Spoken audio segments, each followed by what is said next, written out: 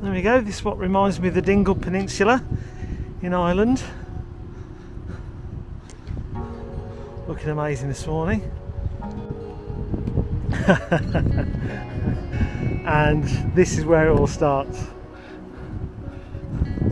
I don't think we've started any part of the South West Coast path. At the very, very, very beginning are steps. Let's go.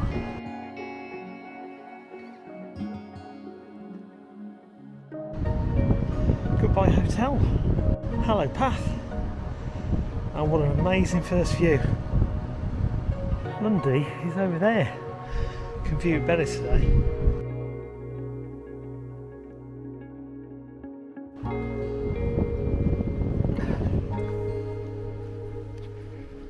Just checking the time. It's 10 to 10 in the morning. Let's see what time it is when we reach our final location, which is a place called Morwenstow, which will break up our journey between here and Bude. It's about 7.5 miles to Morwenstow. It's 7.5 miles of severe landscape, according to the guide. We're stopping in Morwenstow, and then tomorrow we'll carry on from Morwenstow to Bude. So we're going to try and pace ourselves today, enjoy the landscapes, and embrace the ups and downs. This reminds me a little bit like the Lake District, but they've actually moved the fells to the coast. This is quite a unique stretch that we're doing today and tomorrow. So early on, I can see why.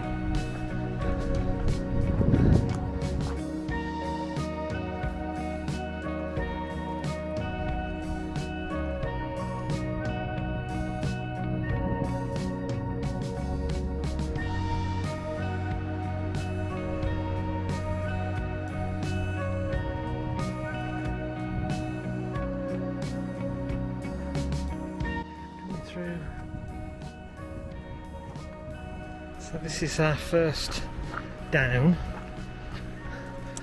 waterfall down there.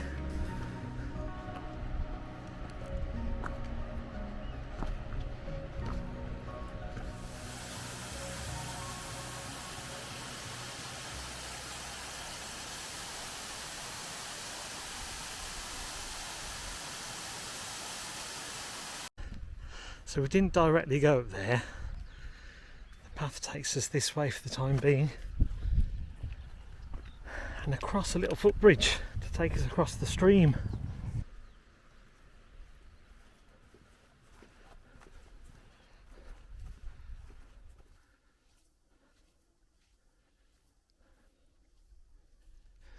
Just walk through this valley, as the guide states, and it should bring us back out along the coast, up through the valley, back by the ocean. Luckily we're not going that way.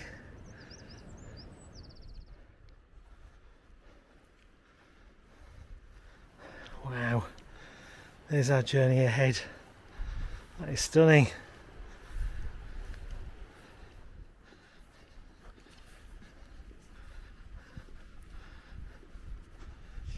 Let's have a quick sit down. We've been walking for an hour. Oh gosh, 1962 there was a shipwreck. Part of the wreckage is still visible at low tide on the shore below, and part of this bench was made from the ship. So that's the photograph of the original shipwreck, and the actual place is just there. When the sea's low tide, apparently you can see some of the wreck. So we're having a quick rest on this bench. We've been walking for an hour and we've done approximately 2 miles. What's your thoughts so far? So far this walk is nicer than yesterday's walk, because we can actually see the sea and the sun shining in. We can see Lundy. Yeah, Lundy Island over there.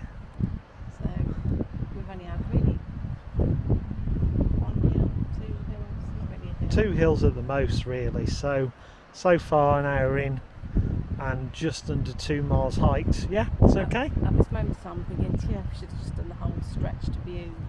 I'll let you know how I feel when we get to Morwenstow. Which so many people have said, oh, definitely split the walk up, it's tough. Well, we'll find out, I'll let won't you we, know. for these 50 somethings.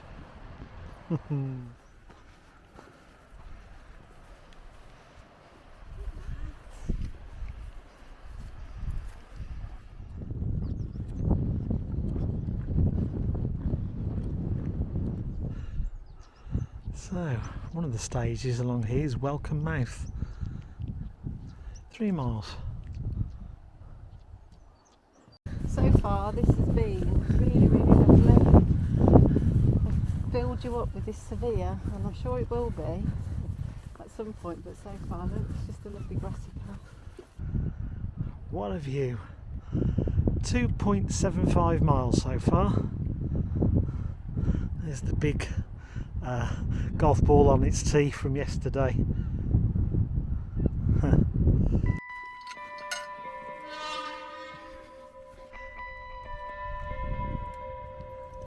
Just looking for the next sign to take us off this country lane.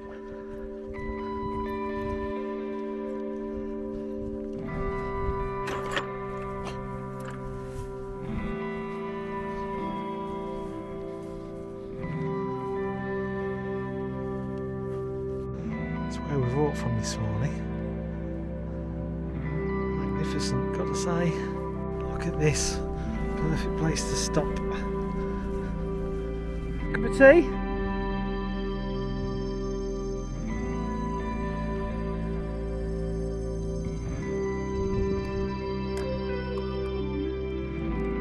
Well needed.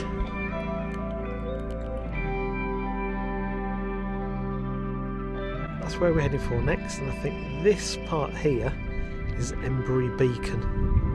Juts out quite far. From Embry Beacon we carry on eventually to Welcombe.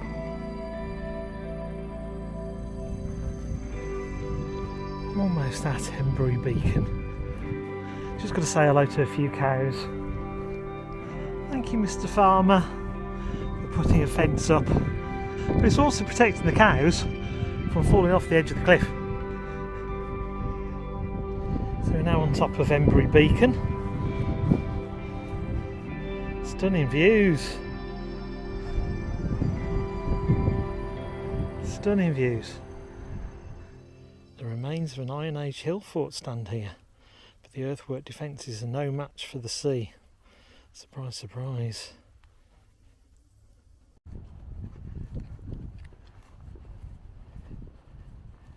So according to that sign, we've walked 5 miles from Hartland Quay, and we're going to be dropping down into Welcombe Mouth in about 1 mile. And we do literally drop down before it climbs back up.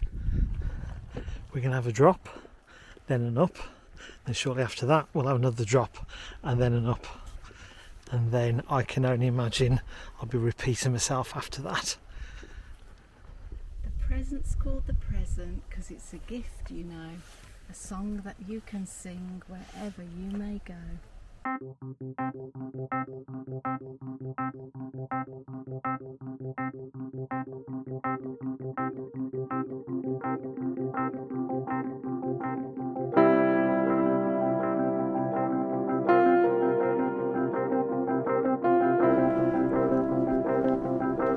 So we're here, and round about here is the line between Devon and Cornwall. We'll go down onto the beach and have our lunch. Yeah, very squashed, but very fruity. Keep us going. Yum yum. The balmy thing is, we're now going to hike to, I think it's in my hand, to Marshland Mouth over there. But to get there, you either clamber and swim, or you actually go on the southwest coast path and you go up really high to go really down.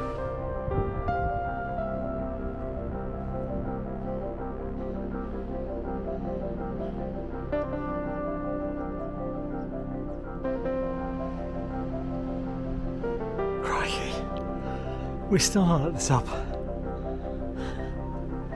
This was the first of the big drops, because right at the top of that hill you can just about make the path zigzagging all the way down, all the way down, all the way down, all the way down, and now we've just climbed up the other side, and that's number 1 of the severity. Proper one. Proper. I reckon there's 10, Yes. so I'm counting that as number 1.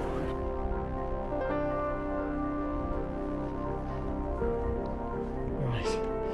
As quick as we've come up, we're now going down. We're going down into Marshland Mouth, which is literally just round the corner from where we've just been.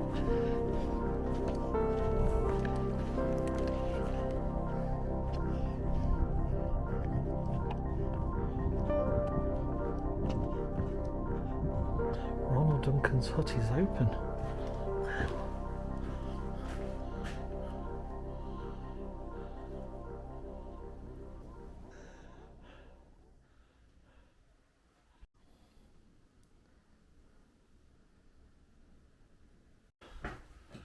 All this, which is lovely, but then please note this hut is locked at night. No camping here or anywhere in this valley, which is a nature reserve.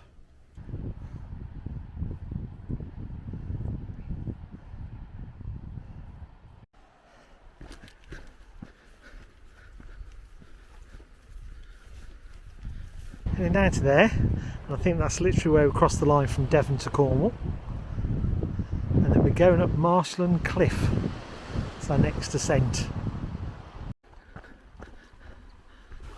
Right, crossing the border between Devon and Cornwall. Entering Cornwall. Let's get to the top of Marshland Cliff.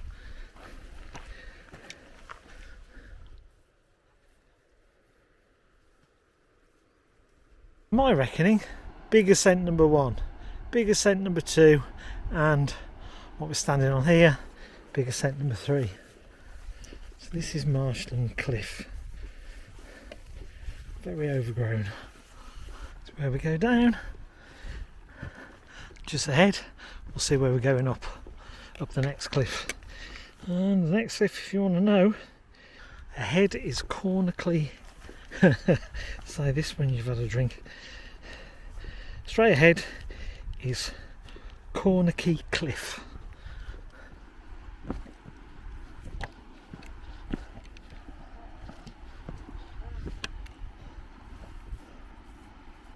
We did it. If we're walking the other way, that'd be horrible.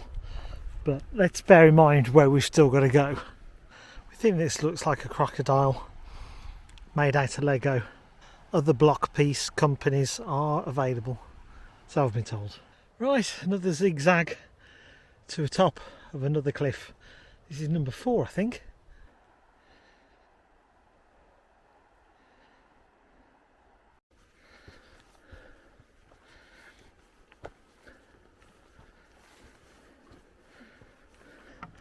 Those steep steps we came down. Should put a slide next to it so you've got a choice. Walk or go whee all the way. We're at the top of here. Compared to the other 3 we've done, I think we're walking along here for a little bit longer. Famous last words, I don't know. But looking at the contours on the GPS, it suggests we have a flattish stretch along here.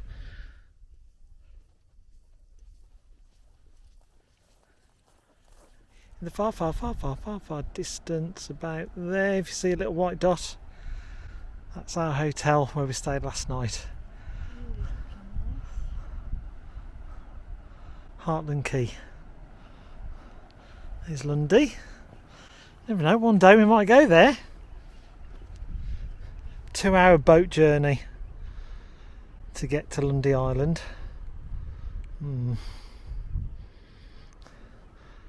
Need a steady day on those waves. I've just spotted where we're going. I've just seen the steps. That's only a little down and up, isn't it? Compared to what we have done. Oh, this will be a piece of cake, this one.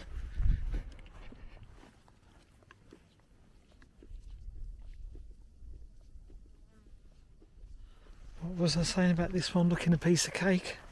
As you get close to it, that is looking steep. Oh dear.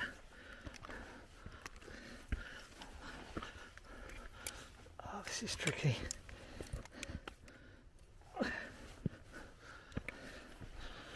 We're going up now is Henna Cliff. Then we have one more descent, an ascent, and we're going to be ending our walk then. We'll reach Morwenstow, where the Bush Inn pub will be, our accommodation for tonight.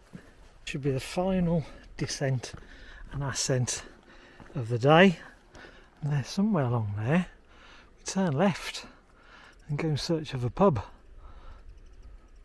Nearly at the bottom.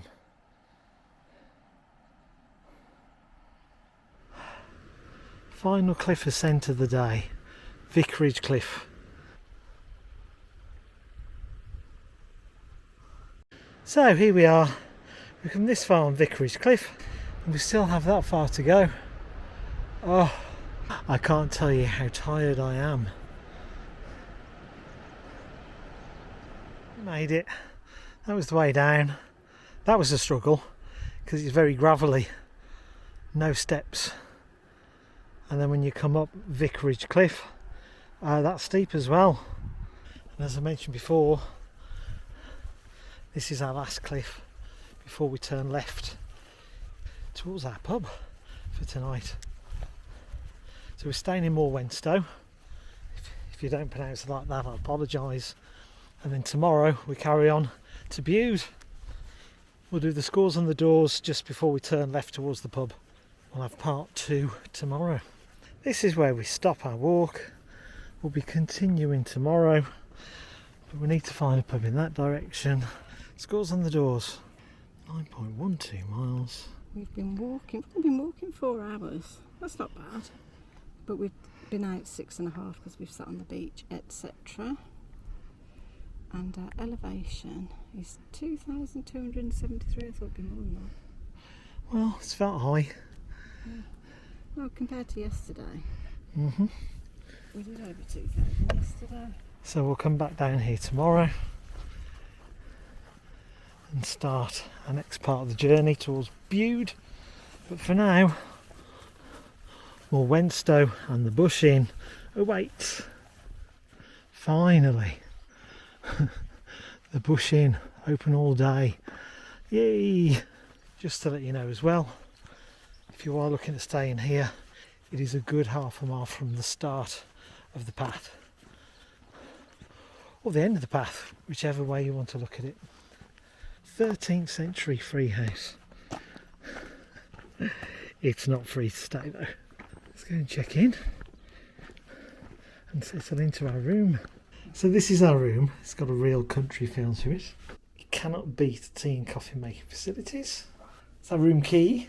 So there's the ocean over there. It's taken us half a mile to get here from the path, but we made it.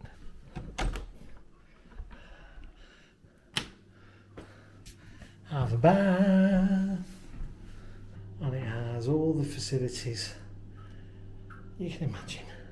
And we're now going to make a nice cup of tea and freshen up before we eat tonight.